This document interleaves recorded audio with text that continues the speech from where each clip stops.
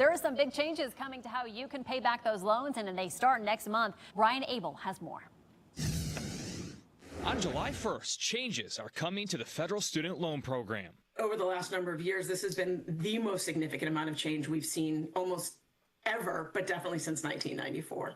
And just about everyone will be impacted. For new borrowers, it means fewer types of repayment options will be available to you. Only 2, actually. All current income-driven plans will be gone, replaced with a single option of its kind, the Repayment Assistance Plan, or RAP, also the only plan offering loan forgiveness moving forward, with the standard repayment plan as the other option. If you currently have a federal student loan, this is where you may need to act sooner than later, as some types will be phased out. So experts say visit studentaid.gov to start. First and foremost, find out what you have for student loans. If you're in repayment, take a look at what your repayment plan is, kind of look at your overall strategy and identify what you have done or have been doing. More than 7 million borrowers were part of the SAVE plan, the ill-fated repayment plan created by the Biden administration.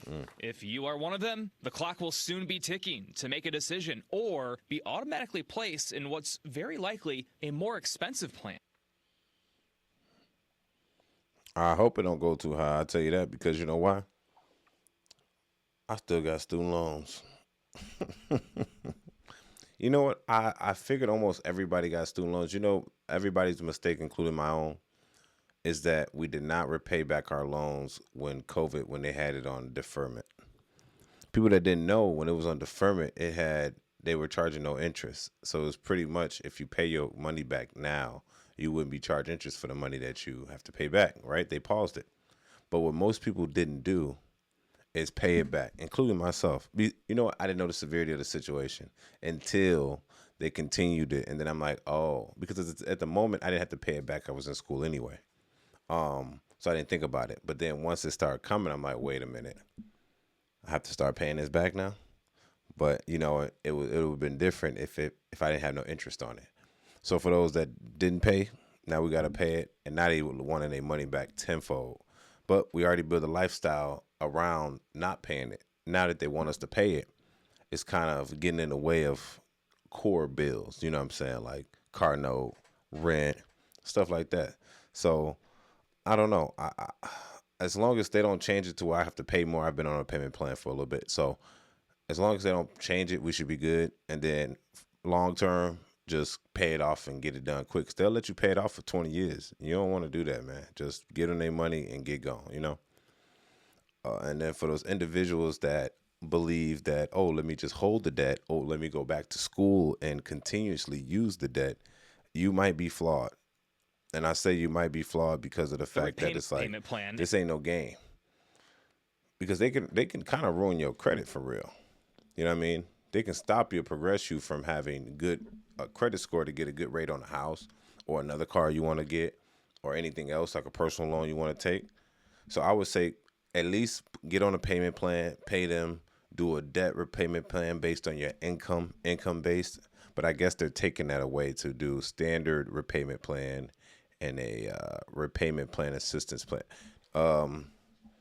That might be almost the same thing, but it has to be repaid based on your income, right? That's what they are used to doing. So be honest, they'll never get the money if they don't enforce it. You know what I mean? There's a lot of people I know personally got student loan that they're not paying it back. To be honest, they almost have to enforce it if they want to get it.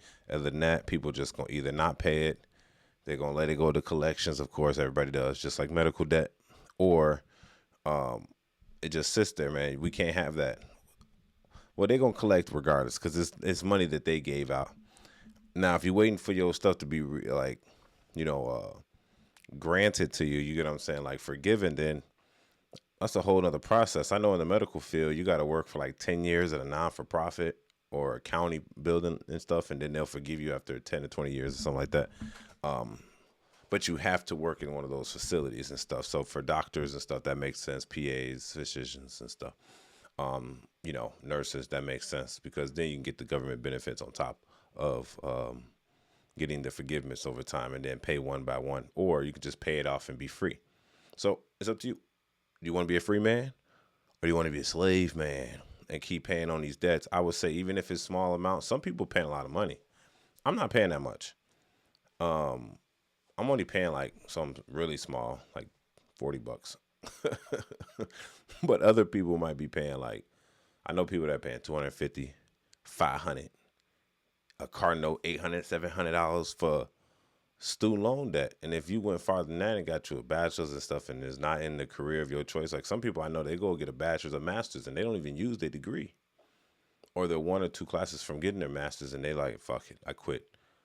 It's like, damn, you still got to pay that money back. That shit ain't free.